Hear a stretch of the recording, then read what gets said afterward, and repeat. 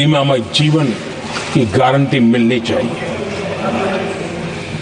हमारे कांग्रेस के साथियों को एक शब्द बहुत प्रिय है, मैं आज उस शब्द का उपयोग करना चाहता हूं और उनका सबसे प्रिय शब्द जिसके बिना वो जी नहीं सकते वो शब्द है जुमला। कांग्रेस के हमारे साथी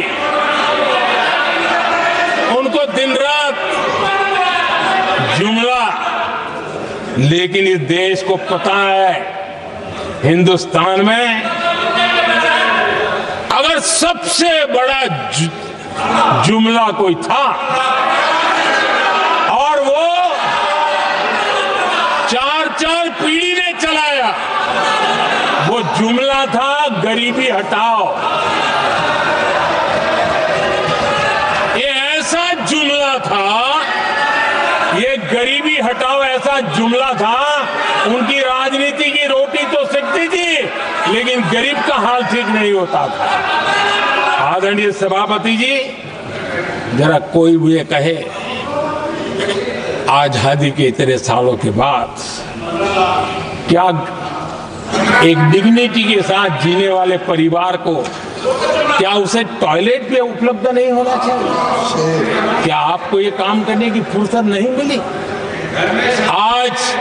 आज देश में टॉयलेट बनाने के अभियान को, जो गरीबों के लिए एक सपना था, उसकी डिग्निटी के लिए हमने इस काम को हाथ में लिया और हमने जी जान से उसे जुटे रहे। उसका मजाक उड़ाया गया, मुझे मालूम है, लेकिन उसके बाद भी सामान्य नागरिक के जीवन का गरिमा ये हमारे दिल और दिमाग में होने के कारण हम डिगे नहीं, हम अड़े रहे, हम आगे बढ़ते चले गए और तब जाकर के ये सपना साकार हुआ। माताएं बहनें खुले में सोच जा रही थी, या तो सूर्योदय के पहले या सूर्योदय के बाद, और आपको कभी पीड़ा नहीं हुई। और उसका कारण यह था कि आपने गरीबों को और गरीबी को टीवी में देखा है, अखबार की सुर्खियों में देखा है, आपको गरीब की जिंदगी का पता नहीं, वरना आप इसके साथ ऐसा जुल्म नहीं करते। आदरणीय सभापति जी, इस देश की 80% जनता पीने के शुद्ध पानी के लिए तरसती रही। क्या मेरा संविधान हमें रोकता था? क्या संविधान तो ये चाहता था कि सामान्य मानवीय की सुविधाओं को ध्यान दिया जाए। आदरणीय सभापति जी, ये काम भी हमने बड़े समर्पण भाव से आगे बढ़ाया है। आदरणीय सभापति जी,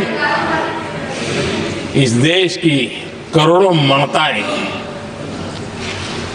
चूल्हे में खाना पकाना और धुएं से आंखें लाल, कहते हैं कि सैकड़ों सिगरेट का धुआं खाना पकाते हैं तब धुआं शरीर में जाता है। उन माताओं बहनों की आंखें लाल होती थी, इतना नहीं, उनका शरीर स्वास्थ्य खत्म हो जाता था। उनको धुएं से मुक्ति का काम, और 2013 तक क्या चर्चा चलती थी, 9 सिलेंडर देंगे कि 6 सिलेंडर देंगे।